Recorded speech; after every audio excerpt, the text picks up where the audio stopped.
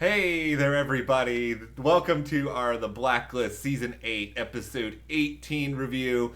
The Protean. We now know how to pronounce it, everyone. This is our first win. Yep. I think That's our first win. Yeah, first win of this video. We just started. There might be more wins coming. We'll see. I like how positive you are that there are more wins coming. Well, here's the thing. Because there are no wins for Jax and Skip and Jennifer and Essie. Also the Protean. Everybody dies. Spoilers ahead. There's a lot of death in this episode. This is the thing. Like, I was very entertained with this episode. I was also occasionally pretty frustrated with certain things about it. I don't even know where to start because there's so much to talk about, but let's just begin with this. If you guys love our dive into the Protean, death, destruction, other craziness, hit that subscribe button as we continue along our road to 50,000 subscribers. Yeah, we're about 1,500 subscribers away from hitting this really big milestone for us, so if you haven't subscribed and you want to get more videos like this or help us reach that goal, then hit the subscribe button. And thank you to everyone who has. Yeah, thank you guys very, very much. And then also head over to our Instagram, Matt and Jess TV. We've got some new pictures up there, so you can check that out.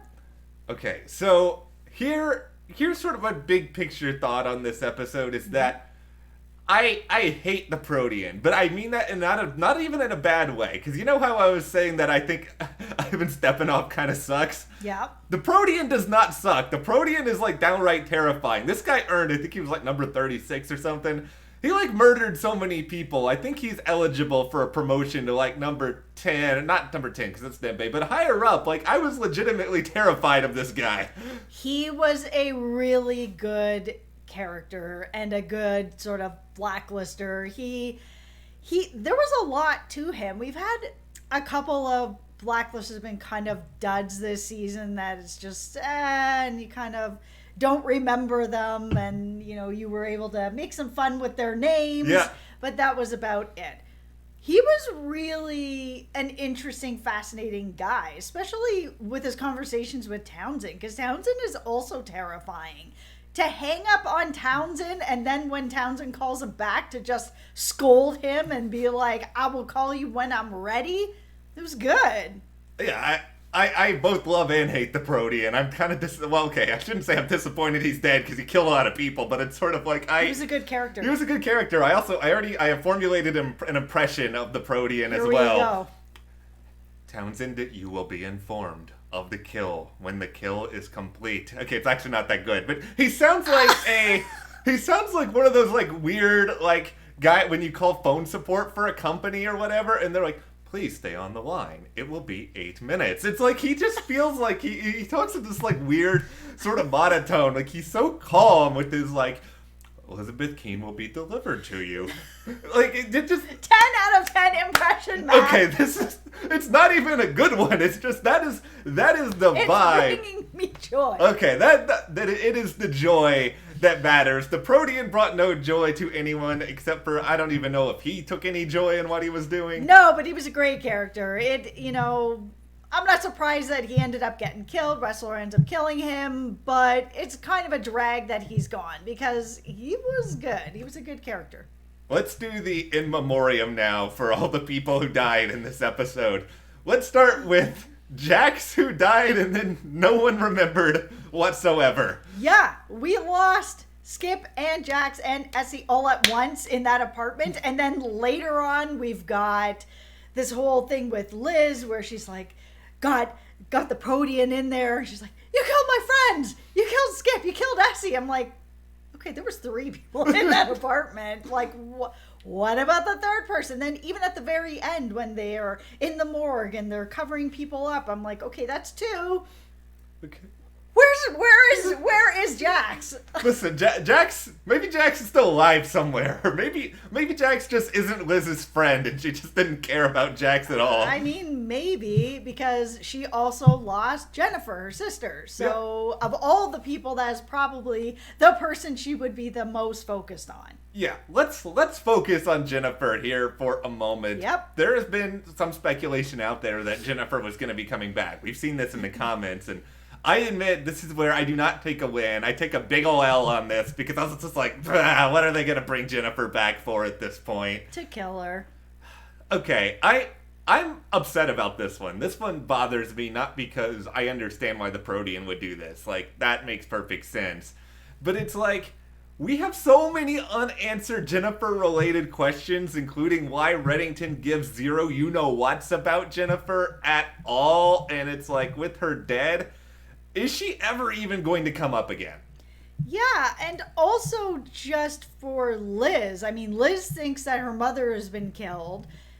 And she, like, went on a rampage about that. And now we've got this other situation where her actual sister is dead. And she did have a moment with her and covered her up and left her in a car. Yeah. But I kind of felt like it didn't affect her as much as it really should have.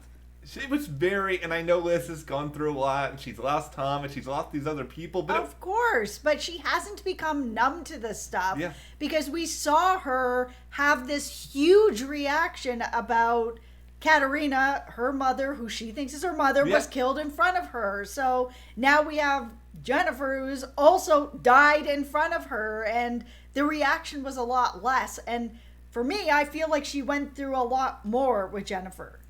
I feel like Jennifer, and this may be a hot take, but Jennifer may be one of the most tragic figures in the entire history of this show, because it's like she's got this criminal mastermind as a dad, seemingly. I mean, who knows really what all that stuff, but who doesn't seem to care at all about her. Yeah. She's lost other people in her family she cares about. Liz seemingly cares about her for a tiny portion of the show. Then Jennifer just, like, goes away into the wind. Nobody cares about her. Nobody speaks to her. Even when she is, like, her life is being threatened, she says to Liz, you know, what have I done to deserve this other than be your sister? And it's just like, oh, Jennifer, I'm so sad for you. Yeah, it's really tragic what has happened to her throughout the show. And then Liz doesn't even seem to care that much that she's dead. Yeah, I mean, like I said, she had that moment at the car and then put the jacket on her and left her in a trunk. And, you know, of course she did call Wrestler to say, listen, we need to bury her somewhere nice. I'll pay for it. But there just didn't feel like there was really as much care about this as other people who have died in her life that may or may not have been family. Yeah, just this one just bums me out. I think there was a lot more story that could have been told with Jennifer. Maybe in the series finale they'll throw in like a 10-second sort of explanation about why Red didn't care. Yeah, I mean, the other thing is Reddington gonna find out? Because if this is his daughter, then what is that reaction gonna be? Because it has seemed like he doesn't really care. And if she's gone and this really is his daughter, then is he gonna care now? Can we talk about Skip now for a moment? Because there was this scene where, you know, Liz and Skip and Essie, they're like at the hideout. And having soup. Yeah, they're just having a good old time, you know, plotting their next move. And she's just like, thanks, Skip. And Skip's like, no problem. And then she's like, no, thank you. And just for like one split second here, I'm going to hate myself for what I'm about to say. We're shipping! Was Skiz going to be a thing? Skiz? Well, the other option is Lip. Like, which one of those is really better? Lip, okay, well... Skiz sounds terrible, actually. Oh, oof. Okay, pretend that never happened. No, I think there's been a couple people that have been sort of talking about that idea. There's a little bit of chemistry there, but I mean, was that really going to go anywhere? No. No. Clearly no. Like, you know, and this also, I guess this debunks all the theories that, like, Skip was some sort of, like, rogue agent working with Reddington. Yeah, because, I mean, his dying breath, he would still not give up Liz. So maybe he was still working for Reddington and was supposed to protect Liz till the end of time, but I just don't think so. Yeah. I think he was not working with Reddington. I think he chose to work with Liz, and they all did. She had a team, and now her team is gone. I think in the end, the legacy of Skip and Essie and Jax was just ultimately that they needed characters to work with Liz so that Liz's plot could be moving forward and that she'd have people to talk to. And, you know, like Essie was interesting enough, and Skip was interesting enough, but they're all gone now and will probably never be spoken of again. Yeah, because the thing is they're not needed anymore right now. Liz is no longer on the run. She is arrested. That conversation with Cooper and Reddington was really fascinating. Yeah. One, because Red thinks he has enough power to actually convince Cooper to drive Liz over to his place and drop her off is beyond ridiculous. I don't know where Red thought he was going with that. Even with his explanation, I don't know where he thought he was going with that. But that conversation in general was really fascinating. Because they're talking about the idea, can somebody be rehabilitated or not? Where Cooper thinks, yes, she can be. Where Reddington is like, no, she can never be an FBI agent again. Yeah, probably not. But he also said she can never just be a citizen again. And I don't know that I agree with that. It was interesting to see Reddington saying, like, this is her only choice. I have to side with Cooper on this. I think that people can change. People can grow. People can be rehabilitated. It's all sort of, if she wants to put in the work and she wants to be rehabilitated. We don't know yet.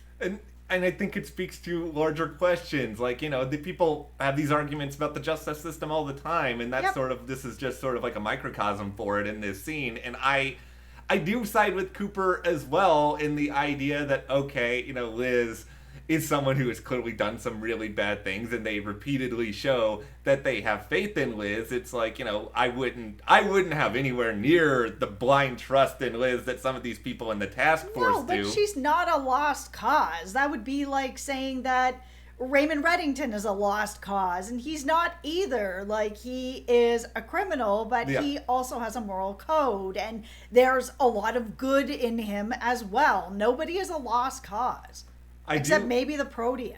The Protean is beyond repair. The Protean is now, you're just on hold waiting to speak to him forever because, you know, he can't answer it anymore. But this guy is gone, and I love yet again the task force. Even in succeeding, I guess, to a certain extent with what they wanted to do. They wanted to stop the Protean. They obviously didn't want to kill Liz. Like, yeah, they got to win. Look at the task force. Look at you guys not fumbling around. You got to win. As soon as Liz was saying, you know, drive, I was like, oh no, here we go again with the task force showing up too late. Yeah. No win, no nothing. And they actually arrested her. Like, good for you guys. It's still funny to me that even when they get a win, they still manage to do like what almost nobody wants them to do, because it's like Reddington doesn't want this, Liz doesn't want this. Wrestler, by the way, you know, he really was just going for it with the killing of the Protean. Like, he wasted no time whatsoever. The moment this guy started the struggle, he's just like, nope, this is done. Yeah, well, I mean, he was going to try to kill Liz, so I get it. But it was good to see the task force getting a win and just dealing with things. Liz needed to be arrested.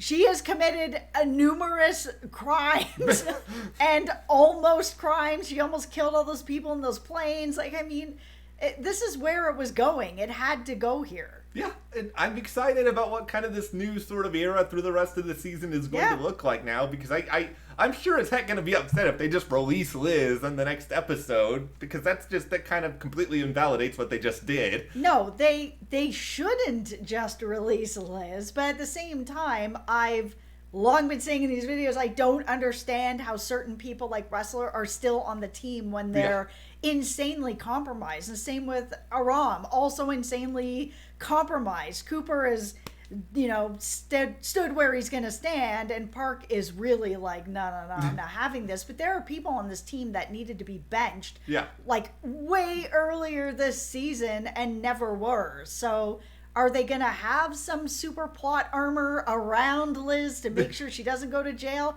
Probably. Let's all buckle up, man. We're hitting the curve. The Blacklist has hit so many curves at this point. I think their bumper has just like flown off, and it's just riding with like the sparks all over the place. Yeah, put on your hard hats. Okay, well, if we're looking at Liz in jail, I don't know.